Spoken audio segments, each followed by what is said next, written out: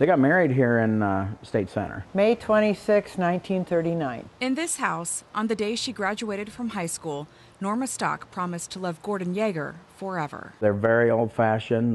They believed in marriage till death do you part. Dennis Yeager was the last of 4 children born to Gordon and Norma. His sister Donna was firstborn. Staying together for 72 years, I'd say is good.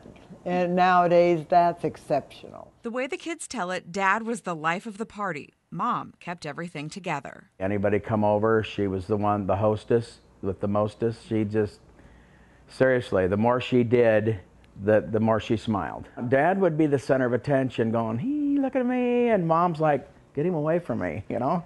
We even got a picture like that. Norma didn't really want the distance. She hardly left his side for 72 years. They just love being together. You know, even like everybody argues once in a while, but they still, you know, he always said, I have to stick around until, you know, I can't go until she does because I got to stay here for her. And she would say the same thing. It's almost as if they knew. Last Wednesday, they left home to go into town. Somehow there was an accident there.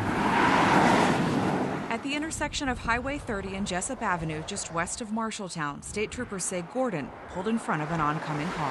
I rushed from Des Moines, where I was working, and saw him in the hospital.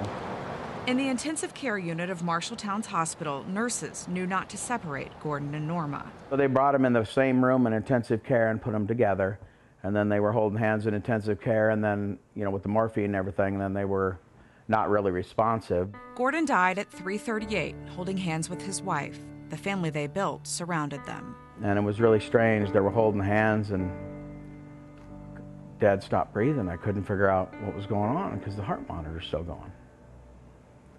And we're like, but he isn't breathing. Why? How would he still have a heartbeat? And she checked and everything, and she said, well, that's because they're holding hands, and it's going through them. Then her heart was beating through him and picking it up. They were still getting her heartbeat through him. At 4:38, exactly 1 hour after Gordon, Norma passed too. Neither one of them would have wanted to be without each other.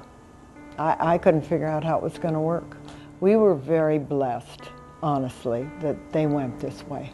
They just love being together.